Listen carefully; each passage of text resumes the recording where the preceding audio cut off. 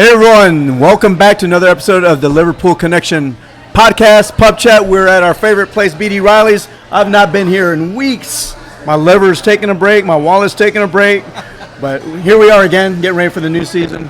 I'm joined with Julian and Del Cross. How you guys doing, mate? Good, you. Long time no see. Yeah, no, good. Yes. I don't think I've had a haircut since last time I've been on the show. That's why the cap is on tonight. Yeah. Take the cap off. You can't. Oh, no, yeah, there you go. All right. Yeah. All right, good.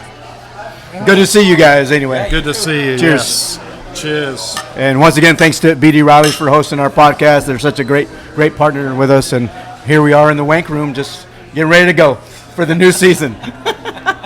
Yeah. Wow. Yeah. Just kicked it off strong. Bloody hell. Yeah, looking forward to it. What do you guys think? Sunday, 10:30. So, yeah, the Local season match. begins. Chelsea away from home this Sunday. I think we say this every year, but it feels like this summer break has felt exceptionally short again. Maybe it's because of the constant transfer saga or whatnot, I don't know, or that the fact that the world is on fire at the moment. You know, so it's interesting. It's two teams kind of in a little bit of transition in midfield from what I can see as well. So looking forward to the game.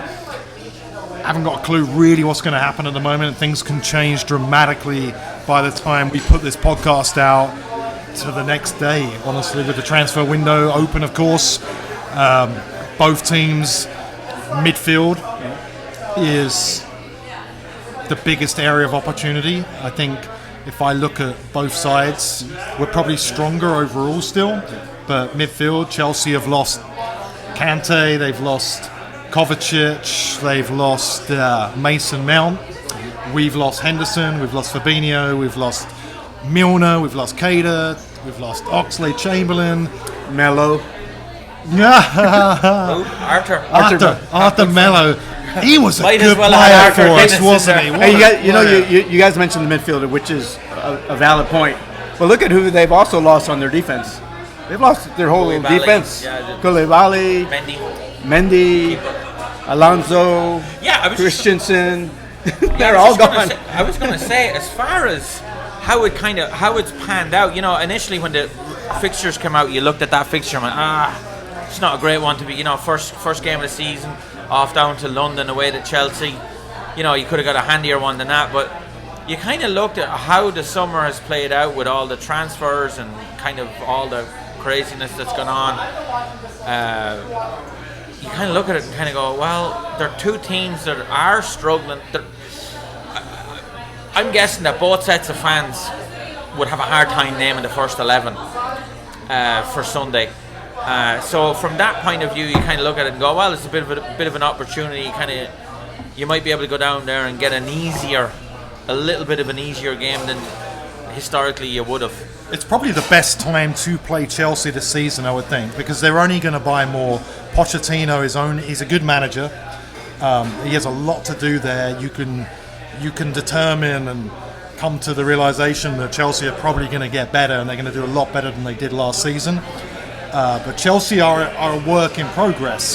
For us, we know what our issue is. It's in the midfield. But if you look going forward, I have no problem. I think we have a lot of talent going forward. If you look at the back, I would say we're maybe fairly more solid than Chelsea are. You would expect it's going to be a pretty open game. I do have concerns, and that comes more down to the formation side of things. That's where I think Chelsea can hurt us. But at the same point, we can hurt Chelsea dramatically with the amount of attacking talent we have, and the gaps that we saw last season in defence with Chelsea, and we've seen it in pre-season as well. So you would expect it to be an extremely open game, which means 0-0. It won't be 0-0. No. I doubt it as I don't well, know. but- I'd love to see the bookies at home and see what price over 3.5 goals is, because I think that's nailed on. I'd be lumping on that, because I think this could be 4-all. Yeah. Well, you know, we do have the history. There have been so many draws in this fixture for the last 6 or 7 games. You know, no goals. right? There'll be goals. There'll be goals Sunday. But so let's go back to the formation, because I think that we do have some flexibility. Like you said, we don't really know what the lineup's going to be. Without a recognized 6, are we going to play a 4-2-3-1? Will we play a 4-3-3 and have one of the new guys sit there as the 6? Will Curtis Jones be a starter off the back of what he was at the last season? So let's go from front to back, and with all the options we do have up front, that's not a set in stone top front 3. So let's go from front. What do you think are the forward? Well, let's start with the formation. Considering we have played since January this year, we've essentially played the same setup with the Trent going into midfield, and it worked. We did a lot better towards the end of last season, and in pre-season we've done exactly the same thing. Now we've changed players. Bradley tried it. We saw Samikas try it from the left as well. So I don't think that's going to change. I think he's probably going to keep that same thing. It makes no sense for us to play exactly the same formation since January, and then he's going to change it for the Chelsea game, considering we have not played a different formation since. So that would be my number one. In regards to the team, the back 5 with Alisson, I think, is nailed on. Alisson, Trent, Kanate, Virgil, Robertson. Midfield,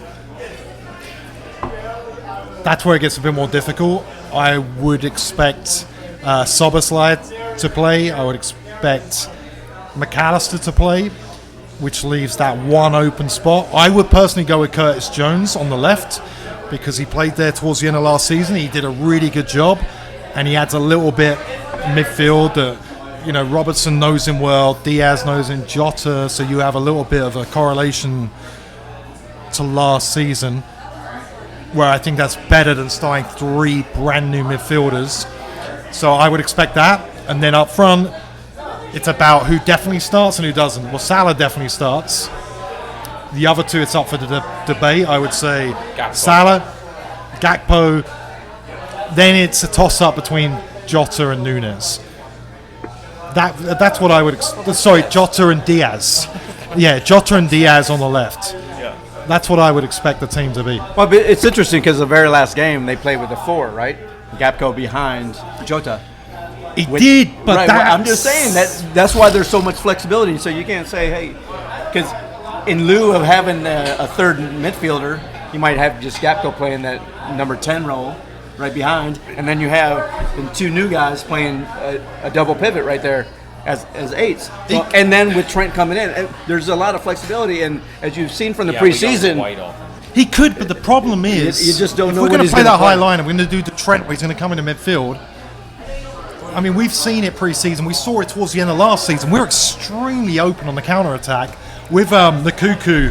I think I'm pronouncing his name right. If I'm not, doesn't matter. Who's hurt, right? He's out for a month or 2. It's pretty much guaranteed he's going to play Modric on the left. Right? He's probably going to play him. He's probably going to play Jackson in the middle, and he's probably going to play Sterling on the right. Well, if Mudryk is going to start, which it looks extremely likely, and he's up against Trent, and Trent's doing that hybrid thing, they're going to be extremely open on the counter-attack, and he's got to be thinking about that, which is why I'd be surprised if we went with that same setup and lineup You just that we said just that played we in the did. friendly. You just said that that's the way we're going to play since we've been playing this since January. No. But we went with different players in the last friendly. We played Gakpo, we played Jota, we played Diaz, we played Salah. I don't think he's going to start all of them against Chelsea, because I think that leaves us way too open on the counter-attack. I'd be shocked if he did that. Yeah, I agree with that. But I would, you know what I'd love? This is what I'd love. For one night only. I would love him to start Gomez at right back. Fuck Trent in there at number 6. Let's see what you got, big fella. McAllister one side of him and Jones on the other side of him. And let's go. Let's see what you have. And build from there. If it goes well, keep going until you get yourself a number 6. If it doesn't, well, no harm lost, because I think if we start the team that started on Monday, I think anything could happen. I think, as you said, I think we'll be way too exposed. I think it leaves way too many gaps. Chelsea have Chelsea with that Mudryk fella, he's fast as lightning. Yeah. I think will be way exposed, and we're gonna have a really hard. And I don't disagree with you on that. I think that would be a good idea. But the fact we haven't done that. I know. I don't. Months, I'm it would half be a tongue in surprise cheek for saying us to. But your your back is against the wall. Like, to me, I think the midfield will be McAllister, Dominic, and Curtis. Although I tell you, I think Elliott has a really big shout. I think when he came on Monday, he looked really lively, really good on the ball. But that would be a huge call to have McAllister, Sobolewski, and Elliott. I mean, that, even if you take Elliott out and put Curtis in there, that's and it'd be very unlike Klopp to throw two new players like that, kind of nearly half to the Wolves. He tends to look after them. It's just really surprising, the situation that we're in midfield. To be honest, because it's just not like Klopp. It's just not like we usually phase players in. It takes a lot. Like Fabinho, we didn't see him for 6 months, and now all of a sudden we're expecting McAllister and Sobolewski to come in and start from day one alongside. At the moment, and it's not even at the moment, right? We're shooting this on Wednesday evening. No matter who they sign, they could sign Messi in the morning, and he's not going to start on Sunday. So no matter who, he'd come in the 80th and score 2 goals. No matter who we get, that midfield is like, it's just, you feel sorry for. So the we fellas. play to our strengths, right? We know going forward we're probably extremely likely we're going to score a ton of goals this season, right? We have so many options. We have not just Trent this season as well, but we have Dominic Szoboszlai as well, who's fantastic on any dead ball situation. And you saw it the other day. His corners are spectacular. So, and I think we have to play to our strengths. We just go at Chelsea. We know at the moment we can't defend. We can't. That's been the case the end of last season. It's been the case in pre-season. And we have to go at Chelsea, and if we go at Chelsea, we're going to win because I think we have the better attacking options and we have the better creativity. So that's why I would expect the formation probably to be the same. But I think it's like, let's go out there, let's get a win. So who did we say the starting 11 was? Well, what did we settle on? Well, I said mine. You didn't say yours. Fine. So I think you agree the back pretty five, much, I think right? the back five, right? Alisson, Trent, barring Robbo, injuries, Konate, Virgil, right? It picks I think itself, that picks itself. And then I think McAllister and Szoboszlai, or however you say his name, two of them are nailed on because there's nobody else. And then I think the top three will be Diaz, Gakpo, and Salah. Yeah. And then I think it's.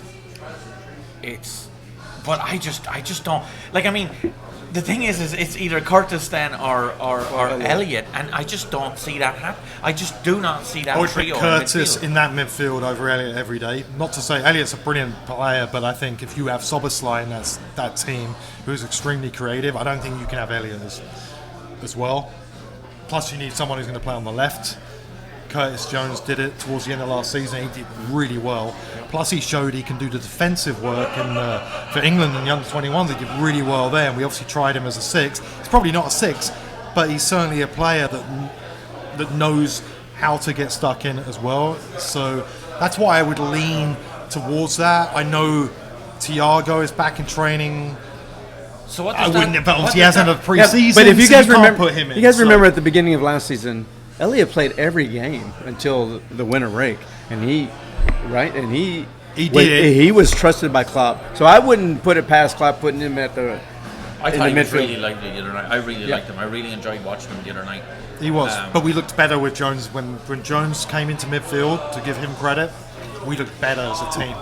I think with Jones, even though he's 22, 23, he's got a lot more experience than Elliott, and I thought he did a better job in midfield. It just suited the team. Yeah, the right hand side of the team is a real head scratcher, right? When you start getting Trent to move in like that, Szoboszlai likes to move up as well. Yeah, it's just there's a big gap there. Teams know it. It's going to be. That's the biggest the biggest issue is going to be on the counter attack, because it's been the problem. It was a little bit of a problem. We saw it last season, and then we've seen it in every game pre-season as well. And if you're Chelsea, if you're Pochettino, hey, we're going to hit Modric every time, because that's where the space is going to be. But by the same token, you can bet Klopp, etc. Coaching team know that as well, so they have to find a way that they're going to deal with that. Maybe you know what? Maybe he might just start the team that started Monday. That could be the starting 11, and he's just going to go. You know what? For the lack of options, attack is the best form of defence, and just try pin them in and go for it. And if we get caught in the counter, so be it. So predictions: how much injury time do you think that's going to be? 15 minutes. 15 so, for the first half? Or for total. And I honestly think, I don't know what it is. Somebody comment in the comments, let me know what price and Powers over 3.5 goals is. I think that's an absolute nailed on certainty. I think 2-2, 3-3, 3-2, something like that. That's my prediction. 2-2, you think a draw? Okay. Yeah, I think it's going to be a high scoring draw.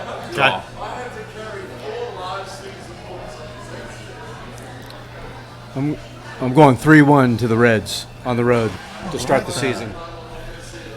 Since he went for the draw, I'm going to go for a victory. Yeah.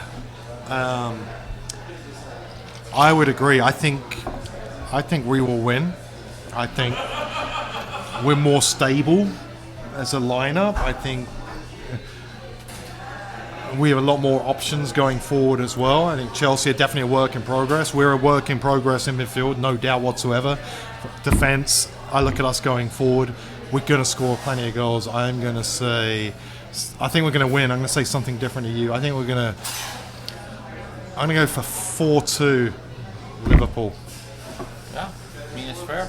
Yeah, it's fair. Yeah, so rather than score predictions, let's predict who is Romeo Lavia going to tog out for on Sunday? So let's talk about that. Southampton, Chelsea or Liverpool? So we're recording this Wednesday night in Austin, Texas. A couple of hours ago it came out that Chelsea had bid 48 million for Romeo Lavia, who we bid like 3 times for, and we know that Southampton want 50 million. Chelsea, we know they need a defensive midfielder. They've been after Caicedo the whole time. They've also been linked to Tyler Adams, so we know they need 1 or 2 midfielders. Now they bid for the person that we've been after all summer, 48 million. What do you think about this? Are we going to get him? Are Chelsea going to get him? Is he going to start for us on Sunday? Is he going to start for them? Is he going to start for no one? Starting for What's going to anybody on happen? Sunday. He's not going to. He's going to be sitting on the bench for Southampton on Saturday or Sunday, whenever they play. And here's what's going to happen. Chelsea are going to sign him. Hear me out here. I'm waiting. This has been the long play. I'm going to play devil's advocate here. This is going to be the long Liverpool's long play of the summer. So Chelsea are going to sign him for 50 million quid, and Liverpool are going to sign Moises Caicedo for 65 million quid when Brighton have no one to sell him to. For how much? 65 million. You're deluded. They'll have no one to sell him to. They'll just hold on to him. They don't have to sell him. They 65. Yeah, that's what's going to happen. That's what's going to happen. You watch. You heard it here first. Stephen Wilson react to that. 65 million for. I don't know. Maybe that's a. But we'll end up. What'll happen is they'll end up with Lavia, and we'll end up with Caicedo. We're getting Lavia, so it doesn't matter. You think? And the thing that's funny about this, we're going to record this. We'll put this out on Thursday. We'll wake up tomorrow, and I think it will be done either way by the weekend. And I'm still feeling pretty confident that maybe they're calling Liverpool's bluff. Maybe it's a negotiation tactic to push Brighton for Caicedo to get Chelsea. I still feel pretty confident he's going to come to us as well. And as I say, we might wake up tomorrow and he's signed for us. But the fact that we haven't got this over the line and we haven't bid what we know we need to bid sooner that's a bigger conversation that we'll have on on It's another just pod strange. because It's obviously it's- strange. There's obviously something going on. When we want players, we sign them. Like the only two players that we have not just got bang bang straight away was Salah. Salah dragged on a little bit in the summer that time, and Virgil van Dijk when we fucked it up, and Southampton got the hump and said, no, you're not getting them to Christmas. we Paid the money. It's like that. Yeah, no, but that's We made sure that's we what, got them. That's what I'm saying. So I think there's something weird going on that obviously we don't know about. But this isn't straight. Gapco, no, we never once were we mentioned with Gapco. Obviously, all of a sudden Spurs were signing him. Bang! It's 24 hours later he was signed for Liverpool. I don't think it's Fabinho, weird. I think it's. It's I weird. think we It have a is. particular budget, and we probably have someone else that's lined no up, way. but we Look- can't do them both at certain amounts. That's the only answer to this. Because it's ridiculous. Agree. I But don't agree. We'll get into this on another podcast because we could do this for like an hour or two. So, but anyway, wrap it up. Yeah. I have a quick public service announcement. Oh my God. I need another pint. Do you need one? Is No. that there? No. So we're sitting here in the wank room at BD Riley's. So I suggest that I'm going to move then if that's. so You're on your own. Bloody hell. I suggest all you people who are taking the piss with my mate Paul Manchin at the Redmen TV, going after his kids, go find your own wank room, go rub one off, relax. It's never cool to go after somebody's kids on social media. So, Paul, we support you over here at the Liverpool Connection podcast. The rest of you guys, if you guys are going after his kids, don't be part of our podcast. So, thanks. I'm out. Cheers.